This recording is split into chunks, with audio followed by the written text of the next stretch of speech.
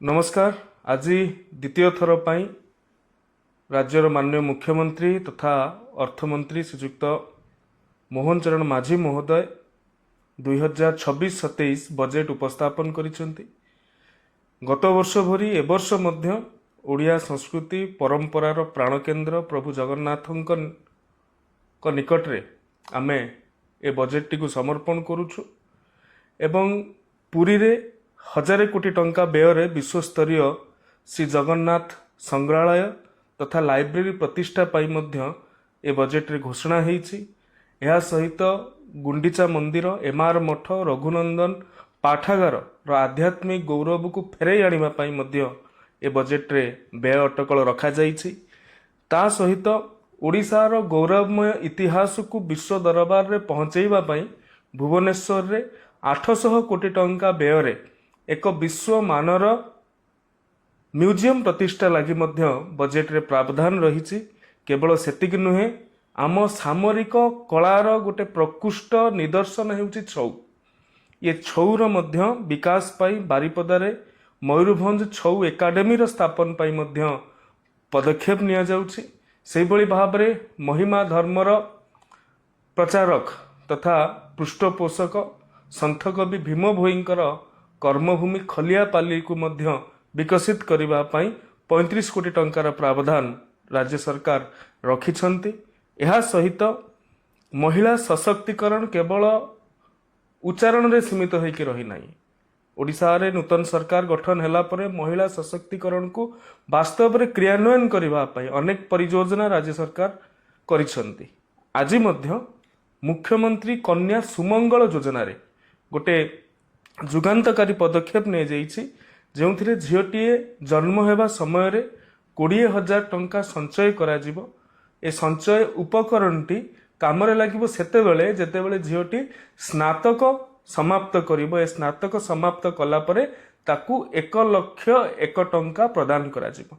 तेणु झियोटीर उच्च शिक्षा पाई, झियोटी को शिक्षित करबा पाई आज दिन में ग्रॉस एनरोलमेंट रेशियो कथा कहते, ड्रप आउट कथा कहते, ए कथा को गोटे बड़ गतिशीलता प्रदान करने मुख्यमंत्री कन्या सुमंगल योजना गोटे बड़ पदक्षेप कहले अत्युक्ति हेब नाही।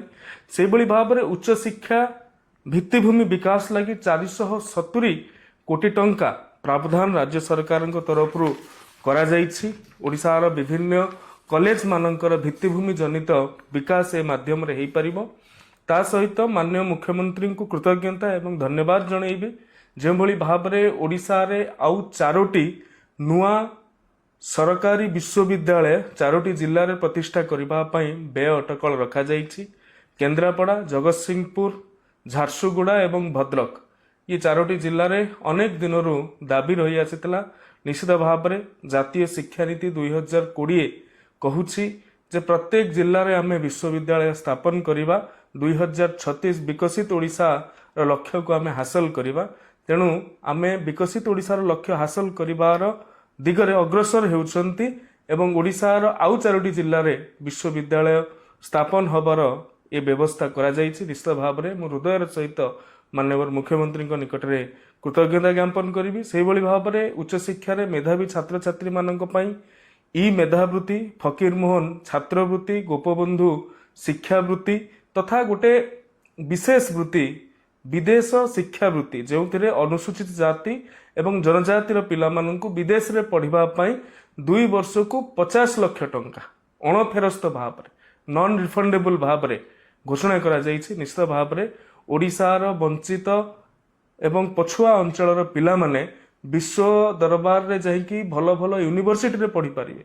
भल यूनिवर्सिटी रु लेटर आसुथुला किंतु सेमाने अर्थ अभाव जनित कारणरू जाइकी सेठारे जोग देई पारनुथुले, शिक्षा लाभ करि पारनुथुले। ए कथा को राज्य सरकार दूरीभूत करिसंती। क्रीडा क्षेत्र रे मध्य ओडिशा तार गौरव को अब्याहत रखिछि। प्रत्येक ब्लॉक रे जो प्रस्तावित थिला स्टेडियम कार्यक्रम हवा पाई 4,124 कोटी टंकार व्ययबराद करा जाइछि। ता सहित आउ एक बड़ घोषणा गोठपाटना ठारे भुवनेश्वर गोठपाटना ठारे मध्य गोटे विश्वस्तरीय क्रीडा कॉम्प्लेक्स निर्माण करबा पई मध्य माननीय मुख्यमंत्री जो घोषणा थिला ताहाकू त्वरान्वित करा जाइछि। युवपीढ़ी को नियुक्ति देवार संकल्प राज्य सरकार रही अछि। खाली थिबा पदवी पूरण करबा पई मध्य राज्य सरकार संकल्प रही है। विगत दिन मानकरे विगत मास मानकरे पाखापाखि 25टी विभाग रे 39,000 रु अधिक युवक युवती मानक नियुक्ति प्रदान करा जायछि एवं आहुरी 43,000 टी पदवी रे युवक युवती मानक नियुक्ति दबार प्रक्रिया मध्य चालू रही। तेणु जो 1.5 लाख पदवी पूरण कथा कहूथिले साहाकु मध्य ए बजेट टी संपूर्ण रूपे साकार करुछि।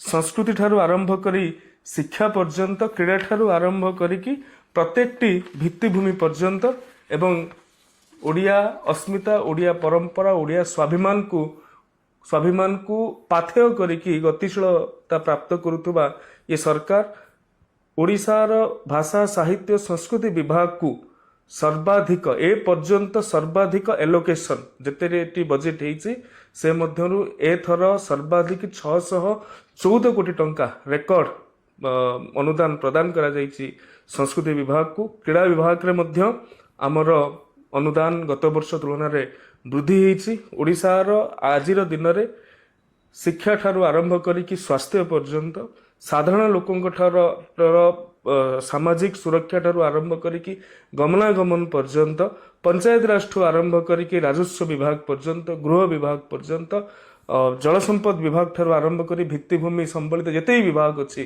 सब विभाग मानव संबलित जेते विभाग अच्छी सब विभाग एवं गवर्नेंस संबलित जेते विभाग अच्छी सब विभाग को व्यापक परिमाण रे अनुदान प्रदान करिकी एथर बजेट पाखापाखि 3,10,000 कोटी रे पहुंची। निश्चित भाव में प्रतिटी ओडियार गौरव वृद्धि करिबारे ये बजेट सहायक हेबो बोली मैं आशा व्यक्त करुछि।